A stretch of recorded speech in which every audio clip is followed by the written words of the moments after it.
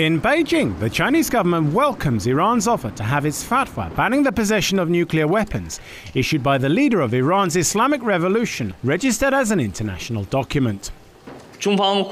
China welcomes Iran's position. Iran is a party to the Non-Proliferation Treaty. We hope relevant sides can strengthen dialogue and cooperation to increase trust and make progress as soon as possible towards a long-term solution to the Iran nuclear issue.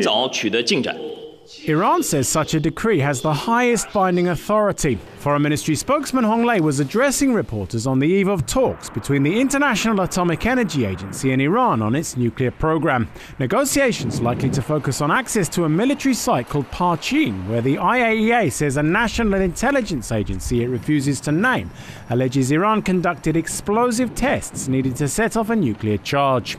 While America and its allies accuse Iran of secretly trying to develop nuclear weapons, Iran has long maintained that its nuclear program is for civilian purposes only.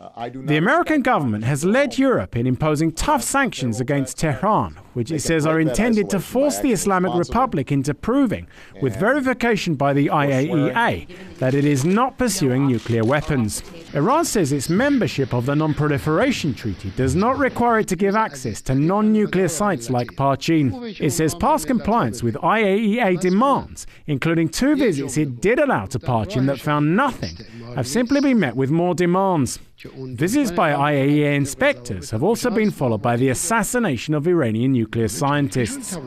As a member of the P5+1 group of nations in negotiations with Iran over its nuclear program, China says it recognizes that constant IAEA monitoring of Iran's nuclear facilities has detected no diversion of nuclear material. Chinese experts say that makes it impossible for Iran to build a bomb.